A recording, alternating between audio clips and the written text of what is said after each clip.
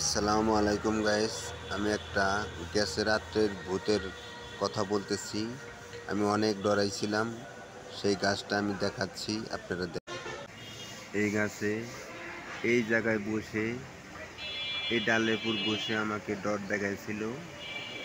হ্যাঁ, আমি আধা ঘন্টা অজ্ঞান ছিলাম, আমি বলতে পারবো না কি হয়েছে।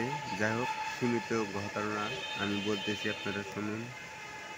রাত 1:30টার দিকে আমি একা দাঁড়িয়ে আছি, বাসার থেকে বাইর হয়ে আইসা এই জায়গায় একটু দাঁড়াইছি।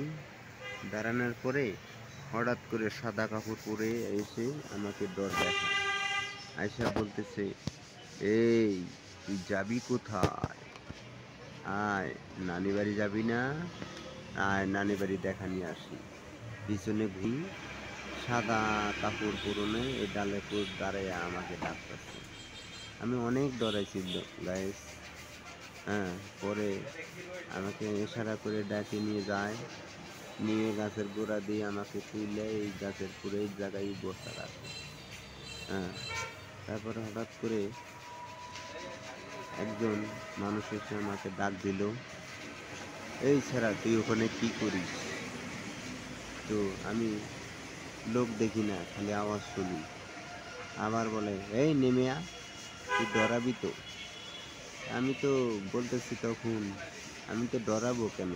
আমার নানি আমাকে ডেকে নিয়ে আসছে, এই জায়গায় দাঁড় করায় রাখছে, আমাকে বেড়াতে নিয়ে যাবে তার বাপের বাড়ি।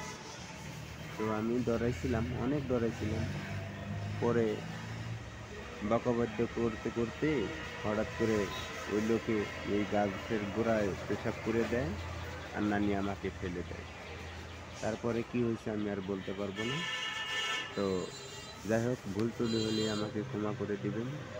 আমাকে এটুকুই কথা ছিল।